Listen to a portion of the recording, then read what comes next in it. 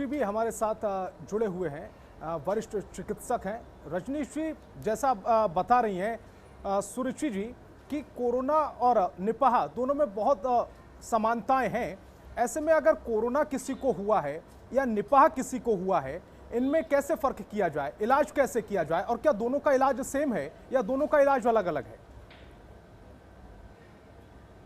Nipah में similarity ये है कि दोनों ही वायरल डिजीजेज हैं और दोनों में सिम्टम्स काफ़ी कुछ सिमिलर हैं। पर अगर कोई आदमी उस एंडेमिक एरिया में है जहाँ पे आउटब्रेक हुआ है, जैसे इस समय केरला में आउटब्रेक हुआ है, या उसको कोई ऐसी हिस्ट्री है, मेन हम हिस्ट्री से भी डिफरेंशिएट कर सकते हैं कि अगर किसी फलों, कोई कटे फल खाए हों उसने, या कोई पिग फार्म, सुअर फार्म के आसपास काम करता है, या कोई हेल्थ केयर वर्कर है, तो वहाँ पे हमें अपना इंडेक्स ऑफ सस्पिशन, मतलब अपना सोच इस बारे में जरूर सोचना है कि इसको निपाह भी हो सकता है।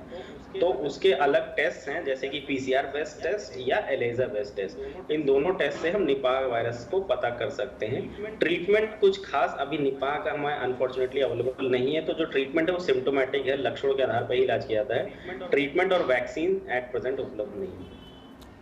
रजनीश जी, ये भी समझना चाहेंगे, अगर किसी में निपाह वायरस पाया जाता है, वो उससे संक्रमित हो जाता है, तो उसको एहतियात क्या बरतनी होगी?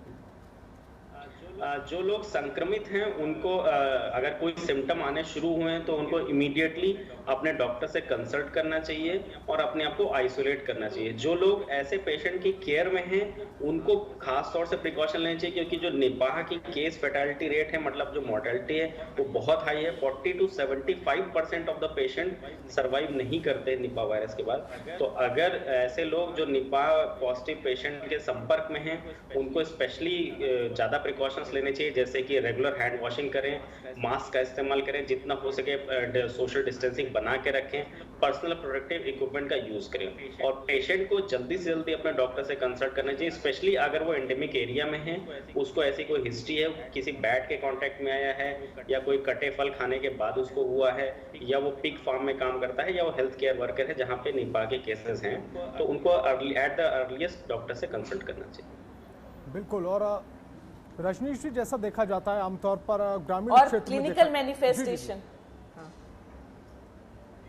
जी सुरुचि जी, क्लिनिकल मैनिफेस्टेशन के अकॉर्डिंग, जैसे डेंगू में हम देखते हैं, हाँ, जैसे हम डेंगू में देखते हैं प्लेटलेट कम होता है, हेमरेजिक शॉक सिंड्रोम में पेशेंट चला जाता है, तो उसके सिम्टम्स भी complete blood count, TLC and other parameters करा के आप उसको डिस्टिंग्विश कर सकते हैं। रजनीश जी, जैसे ग्रामीण क्षेत्रों में देखा जाता है कि आमतौर पर जब किसी भी शख्स को फीवर आता है तो वो सबसे पहले अपने नज़दीकी डॉक्टर के पास जाता है, और शुरुआती तौर पर यही होता है कि वायरल का इलाज चलता है। अगर वायरल की जो दवाइयों से वो ठीक नहीं होता तो उसका डेंगू का इलाज चलता है। इस तरह से एक प्रोसेस के थ्रू वो आगे बढ़ते हैं, उनकी रिपोर्ट्स आनी शुरू होती हैं। मैं आपसे समझना चाहता हूँ, कोई निपाह से अगर ग्रसित हो गया है, कोई वायरस निपाह वायरस की चपेट में आ गया, तो कितने दिन तक आदमी सरवाइव कर पाएगा, व्यक्ति सरवाइव कर पाएगा बिना टेस्ट के? जी, जैसा मैंने पहले बोला कि 40 to 75% केस फैटेलिटी है, मतलब अगर 100 लोगों को निपाह हो रहा है तो अप टू 75 लोग सर्वाइव नहीं करेंगे।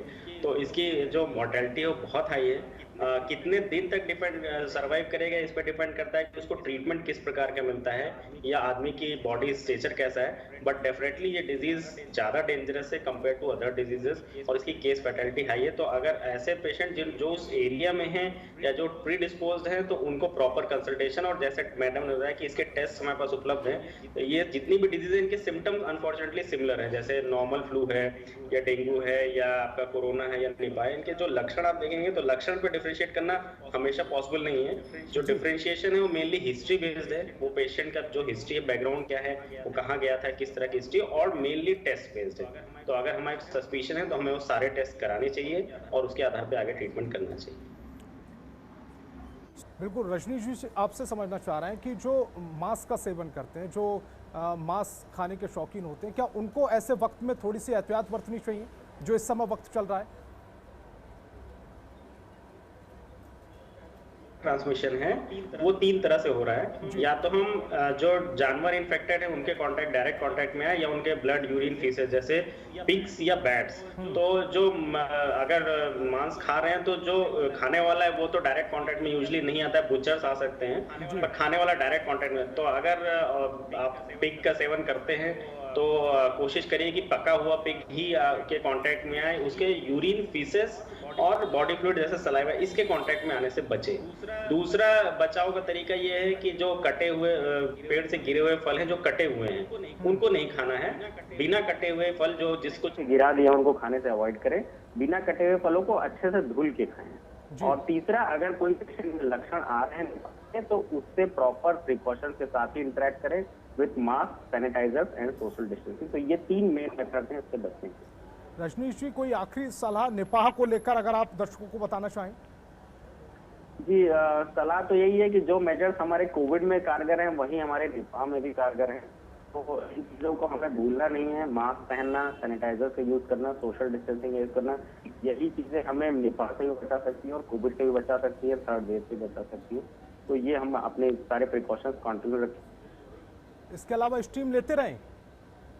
टीम का एज निपाह में तो कोई खास रोल नहीं है, हमें बेसिक तो यही प्रिकॉशंस रखने। टीम एक एडेड बेनिफिट कर सकता है पर निपाह से बचाने में हमें हेल्प नहीं करेगी। सुरुचि जी,